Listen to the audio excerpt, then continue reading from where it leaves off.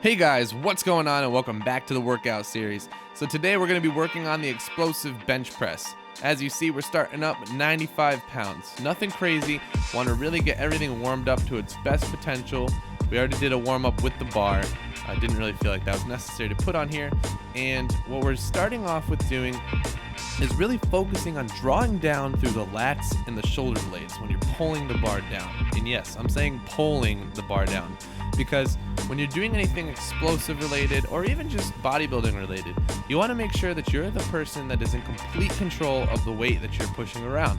Because if you're not properly loading and deloading your scapula, and if you're not properly loading and deloading your chest, aka contracting and stretching, then you're not getting the full benefit of the exercise. So what we're really emphasizing on doing today is staying lighter, getting good contractions, getting good power output on this, and just making sure that everything's smooth. Because the last thing you want to do when you get into heavy weightlifting is really ruin yourself and destroy your body. So what we're doing is we're taking it slow.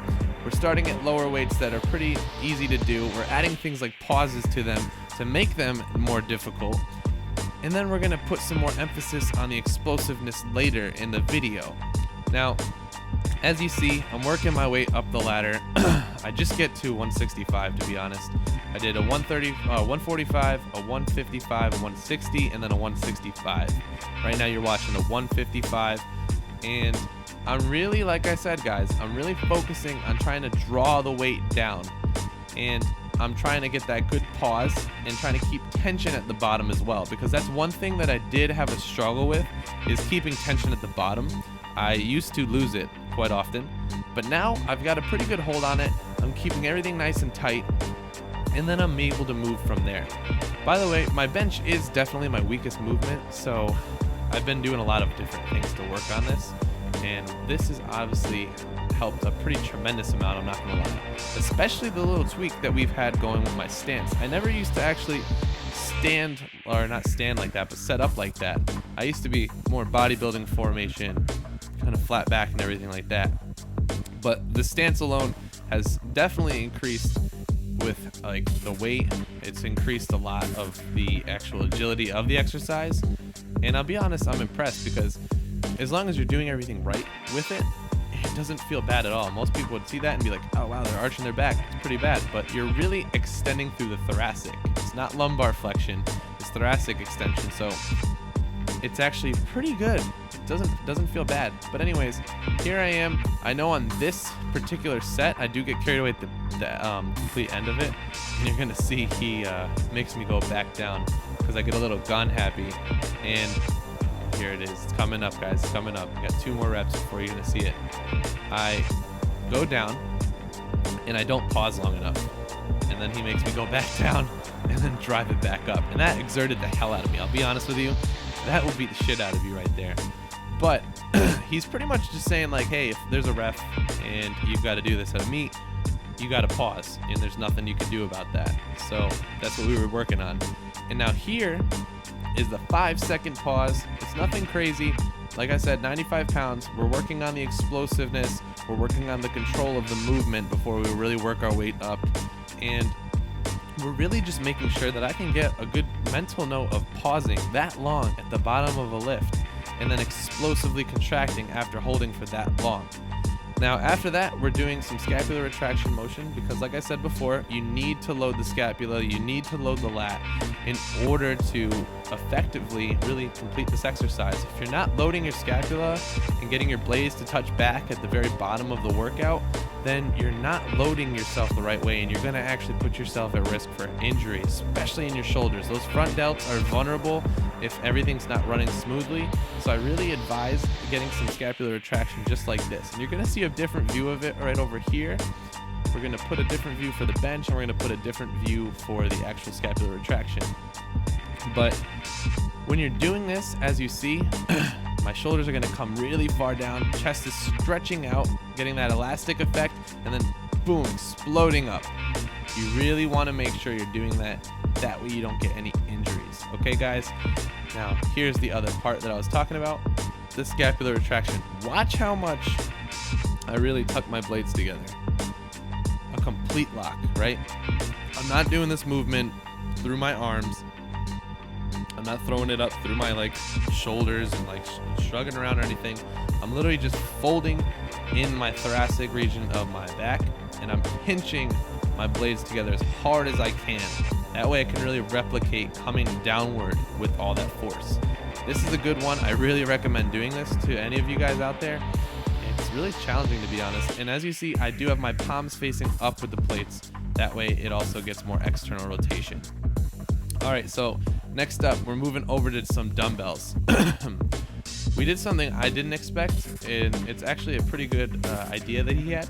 We're just really training the fast twitch muscle fibers. So right there, he corrected me right off the bat.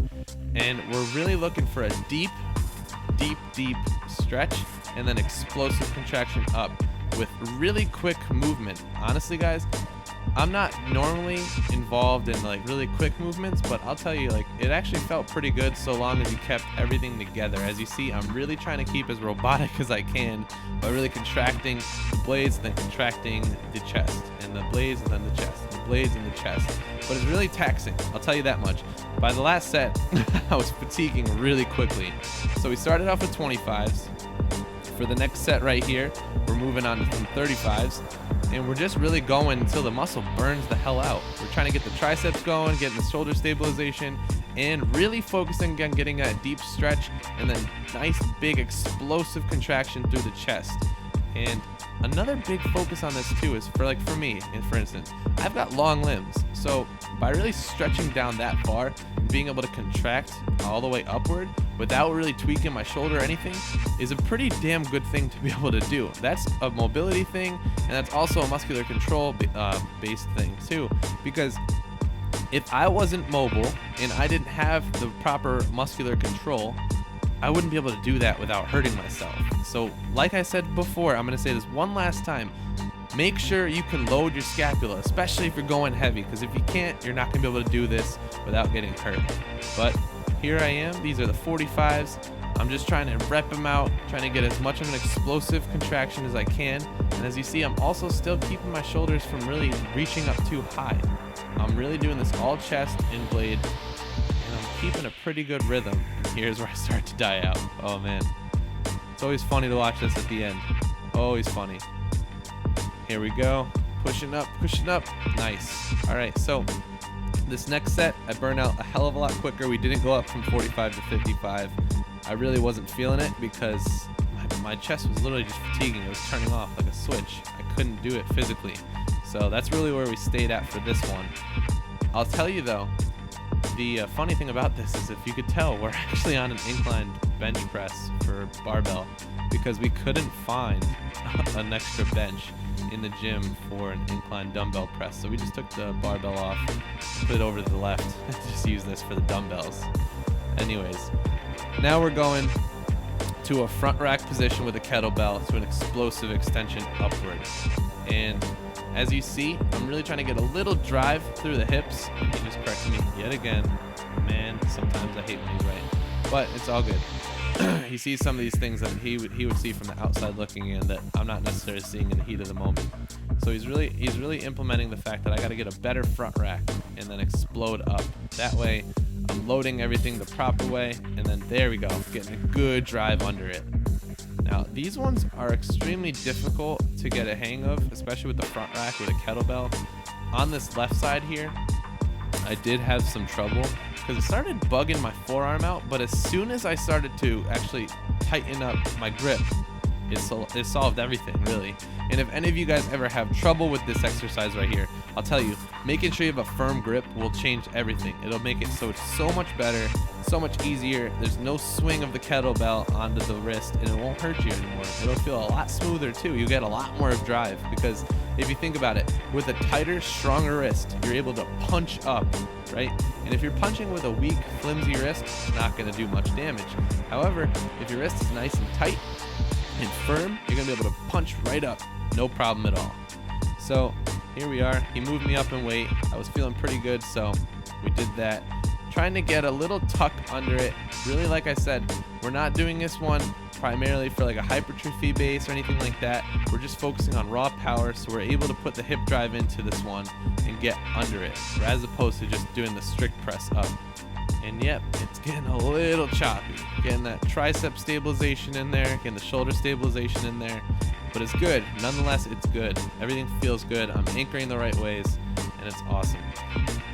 So, I mean, really, guys, this is what it boils down to. These final 2 clips are going to be of this. I hope you enjoyed the workout, and I hope you got something out of this too, especially with the scapula, because I think that's something that a lot of people really forget about or don't even know about. It's a neglected part of your body. It helps with everything. I mean, I'm using it here. I used it on my dumbbell press. I used it on my actual flat press. Everything. Even lats are all of that too. So really, guys, go check out our mobility series. That'll help you a decent amount. If you feel like you couldn't do any of these exercises, check out some of the other videos in the workout series to see some of the other fun things you can do, and just enjoy the rest of the video, guys.